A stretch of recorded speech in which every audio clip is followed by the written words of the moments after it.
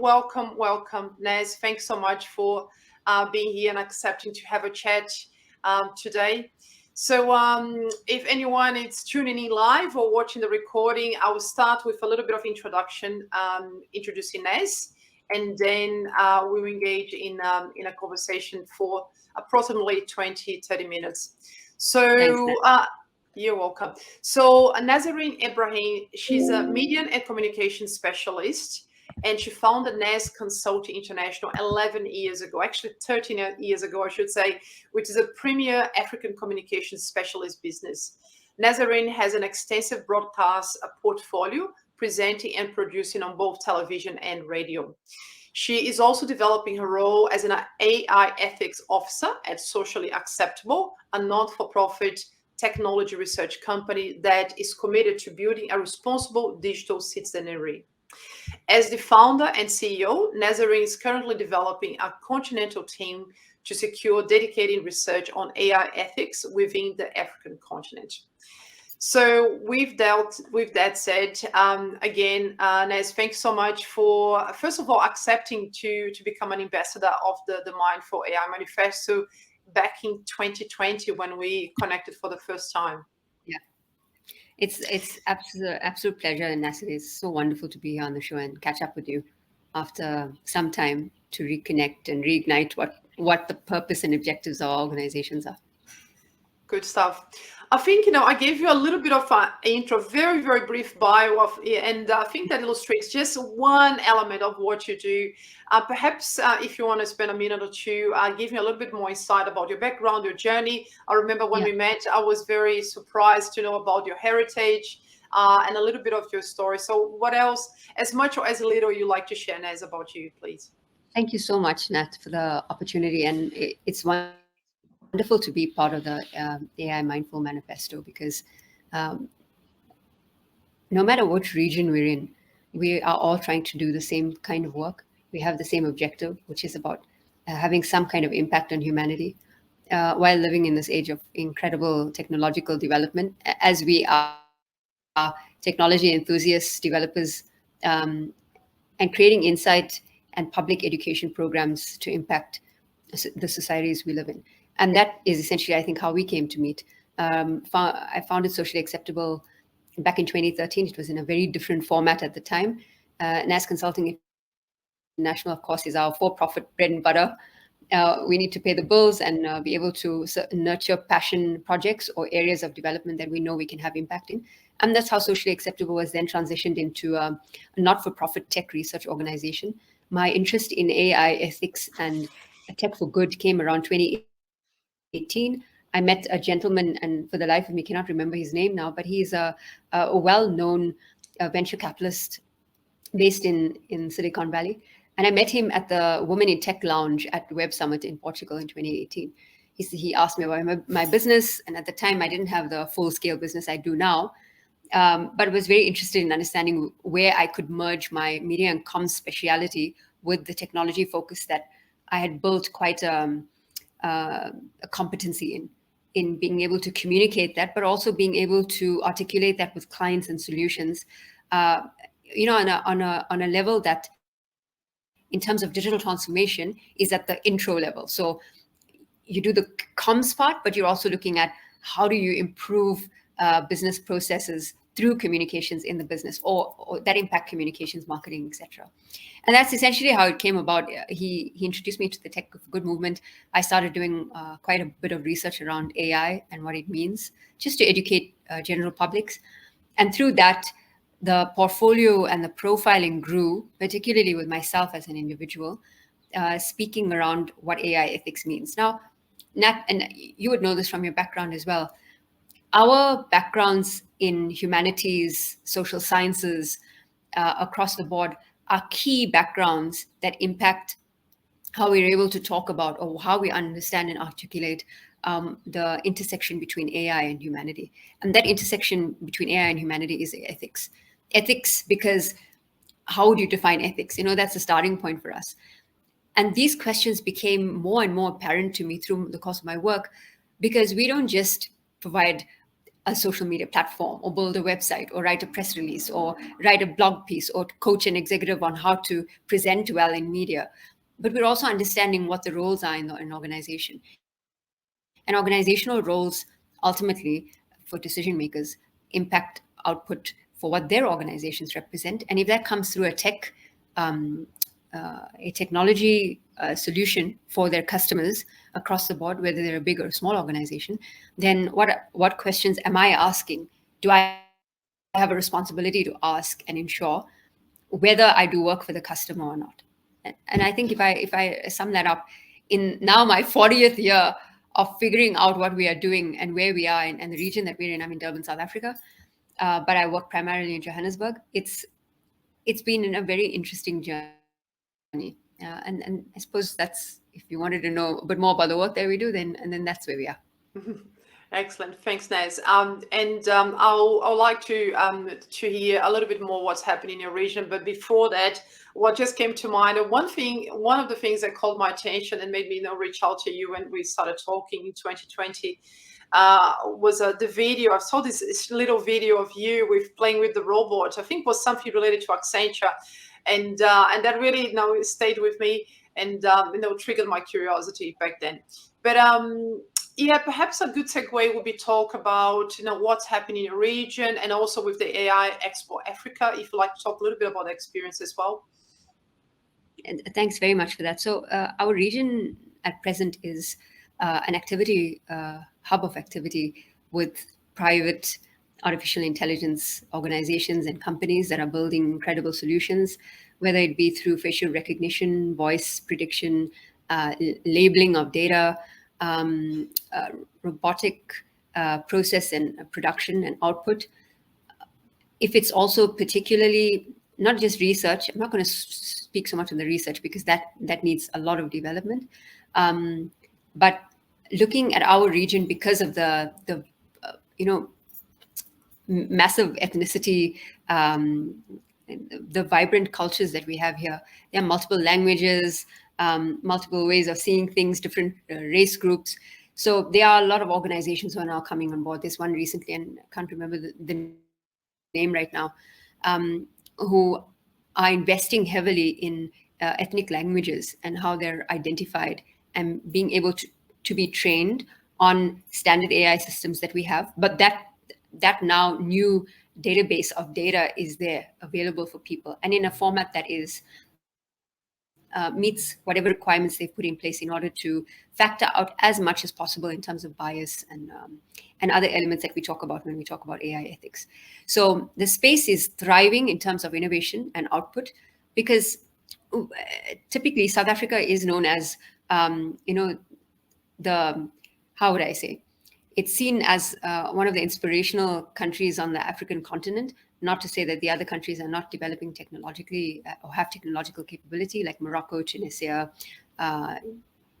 Ghana, Kenya, Nigeria, and the other regions. But South Africa has always held some kind of sway in terms of being a leading economy.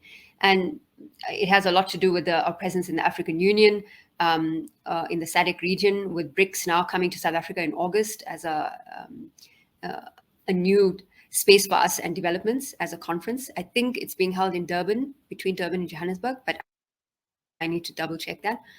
So if you look at all of these, not only geopolitical movements, but also capability for private organizations here to work, they're working regardless of what the regulatory landscape is, what the resource landscape is. And those are different areas to consider when considering developments in a particular region. In terms of regulatory landscape, we have what other organizations or nations have in terms of protection of personal information and data. If the EU is anything to look at, and the number of ridiculous fines that they issue. I'm not saying that the fines are ridiculous, but the amount is eye-watching in and of itself. I think Facebook got a record-breaking fine recently.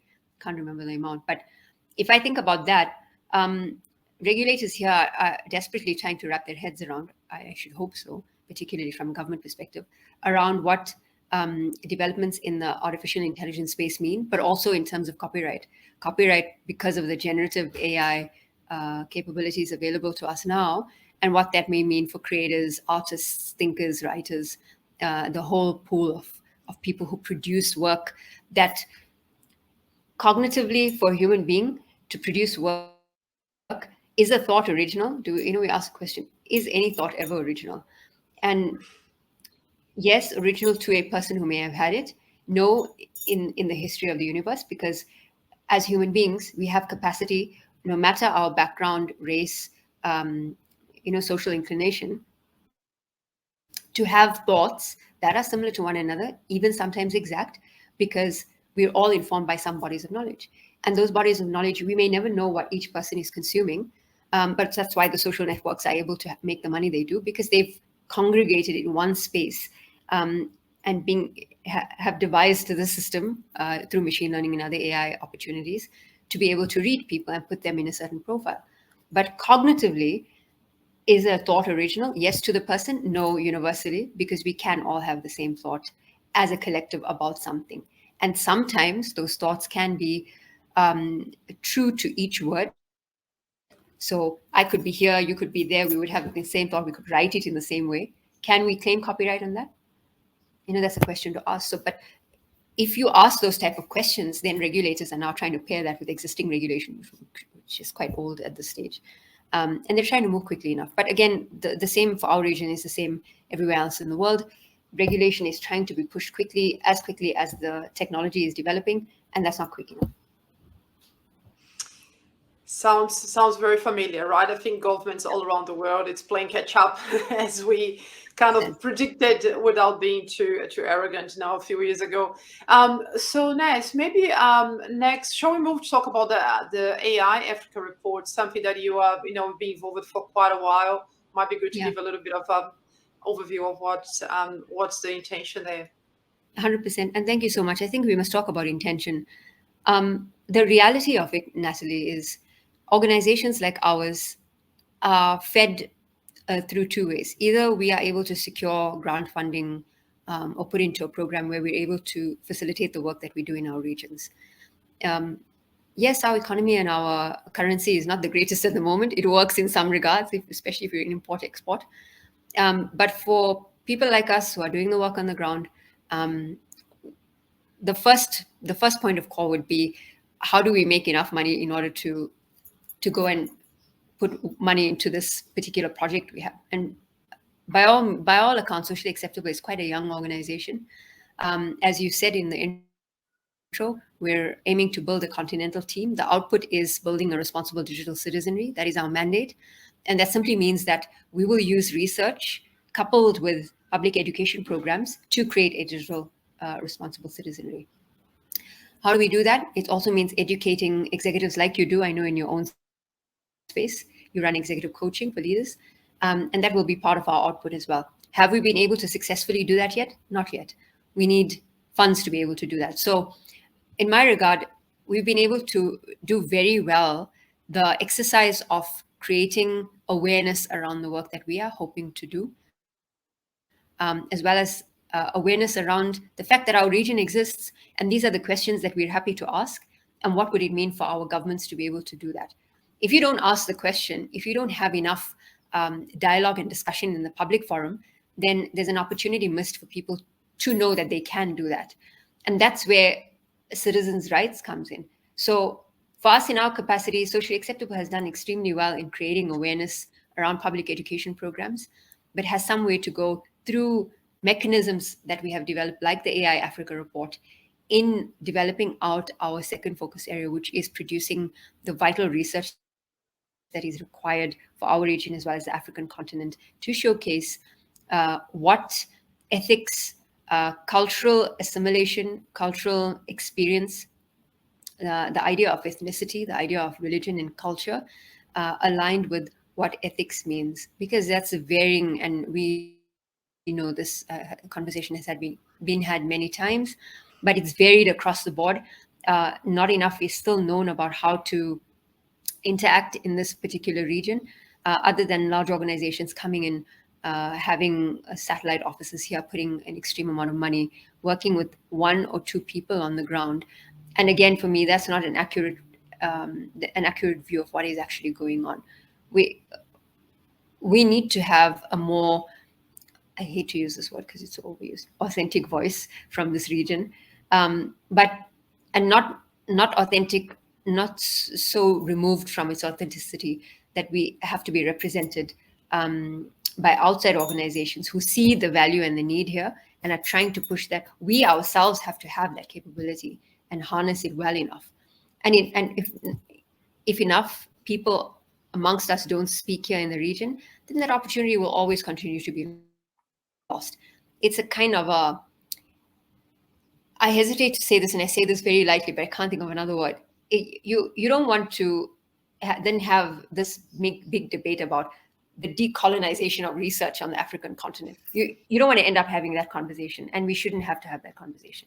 So that's just a thought from our perspective. Mm.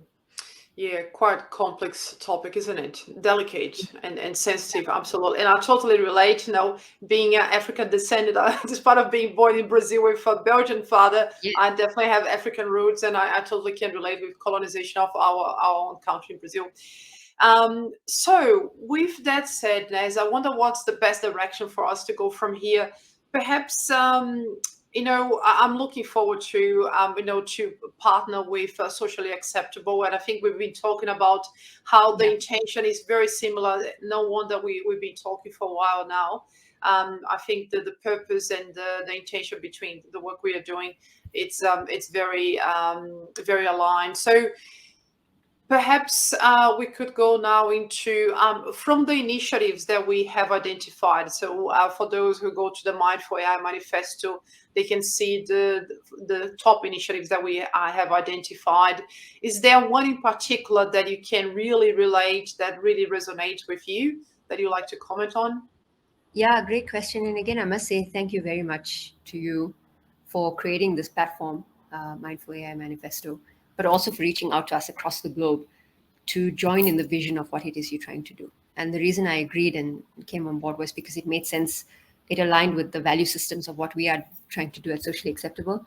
The first three initiatives, and I know we spoke about this, made absolute sense to me. The first is creating bite-sized and accessible information for AI consumers through the Mindful Manifesto blog, events, and news.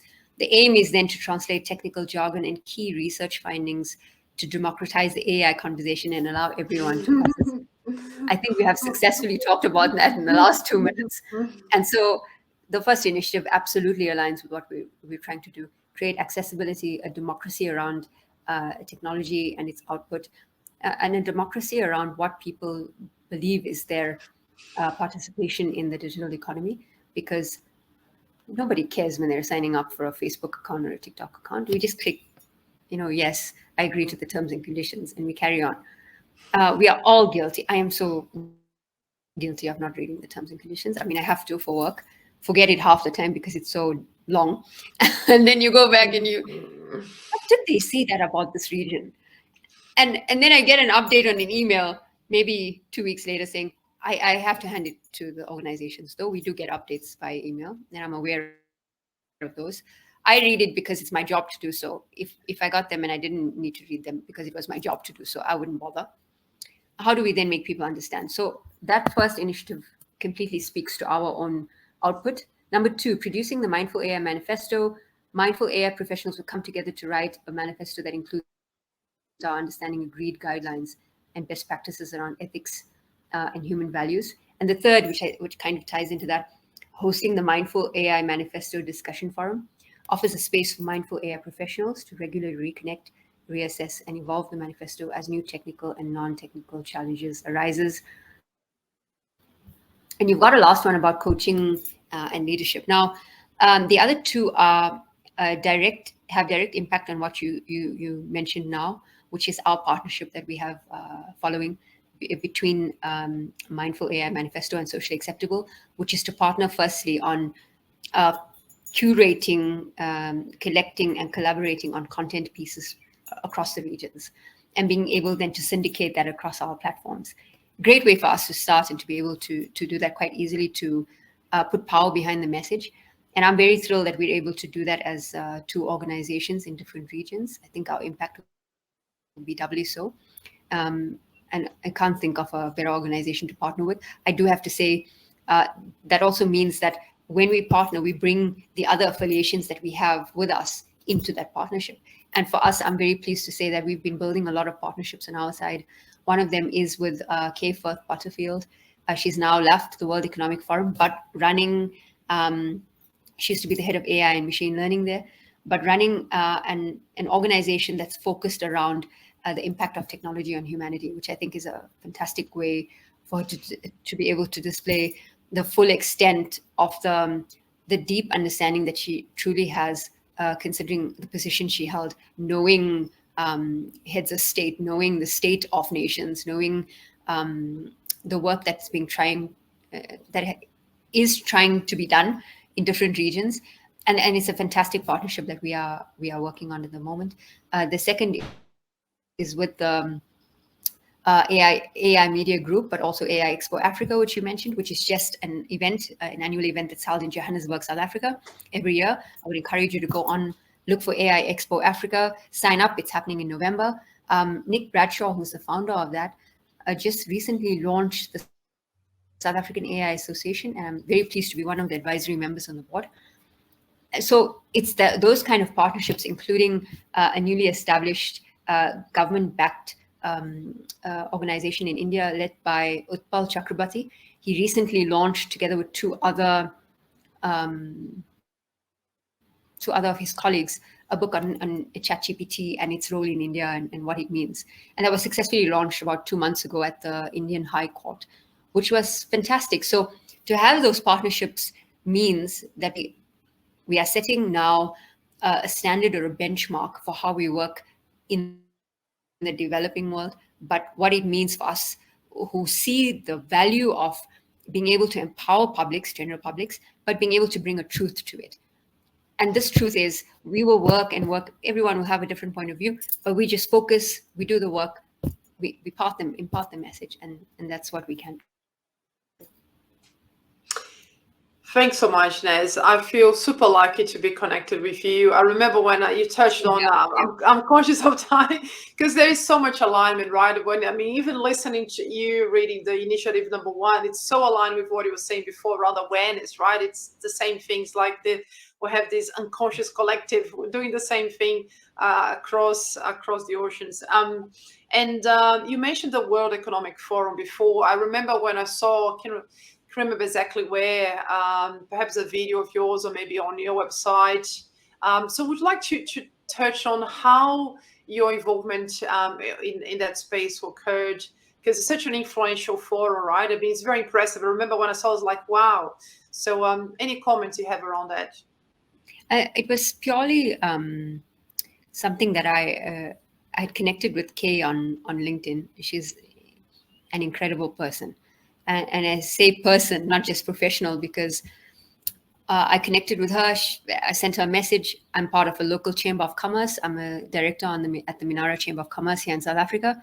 As a local chamber of commerce, my portfolio is, of course, technology and communications, and I do as much as possible to try and give the local communities here insight into other regions and the work that they're doing, so that Nat, if you inspire thinking beyond what it is that we're doing every day, you have to do that in some way or the other.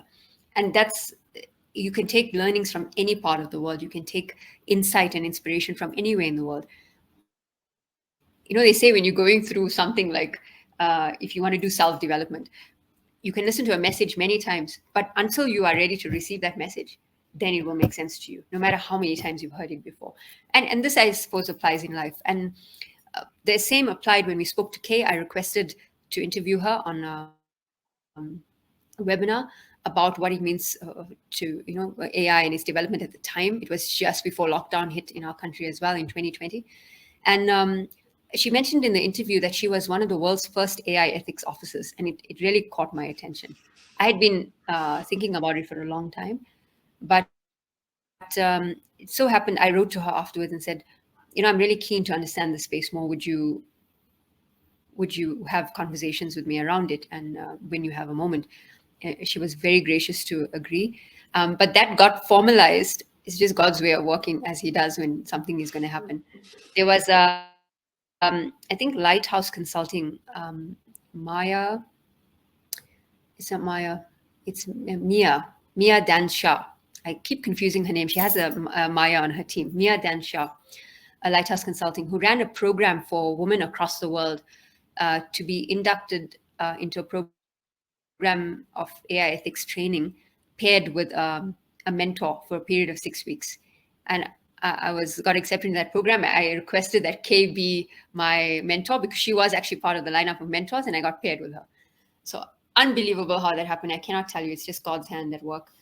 And yeah, our relationship has developed from there. I speak with her as often as we can. She's been just an incredible person of insight, introduction, um, and just giving me the perspective of how I should think beyond what I think already, which has been wonderful. And also testament to the fact that women supporting other women in our industry, in the technology industry at large, is so critical. So for us to be able to do this as fellow women founders of our organizations, research and public education is really key. And I can't stress that enough, Nat. Okay, it's mind blowing. Another synchronicity right there, Naz. I was introduced to Merv Hickok through Simon Earl, who is one of the Yes, investors here for Australia.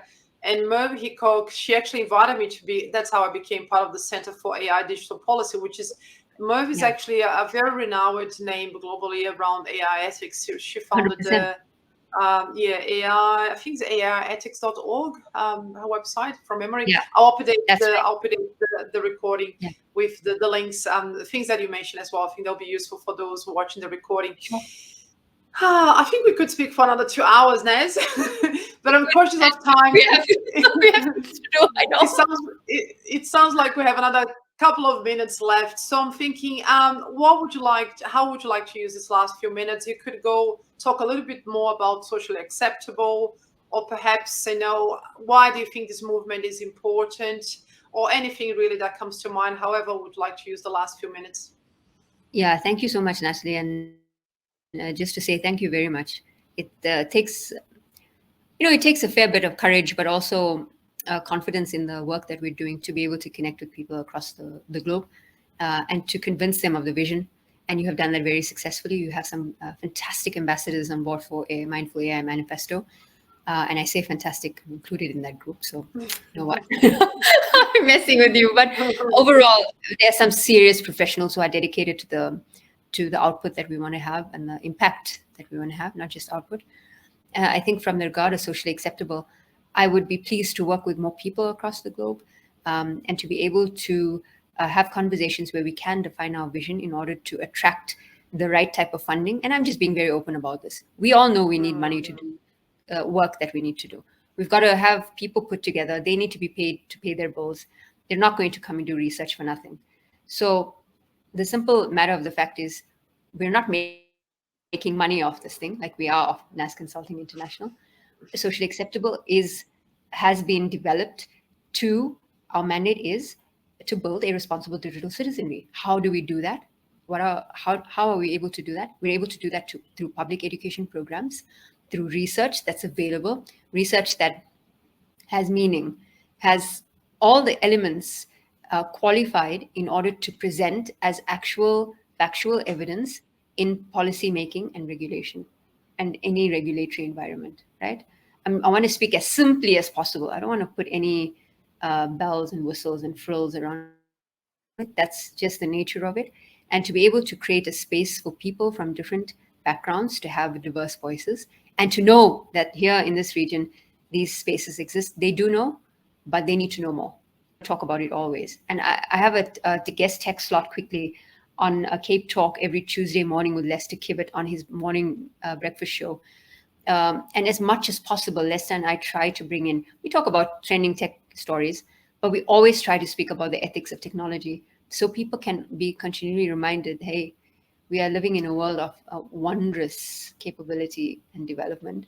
But we can never forget that we ourselves, as a human race, not only do we need to improve our output for kindness, but we have a responsibility to one another and to this planet. And so, if we can continue to have those conversations to impact people's output around what it means to be kind and to care, because that's a basis of everything that matters, that has impact. If you are kind, in your output, and kindness has varying levels.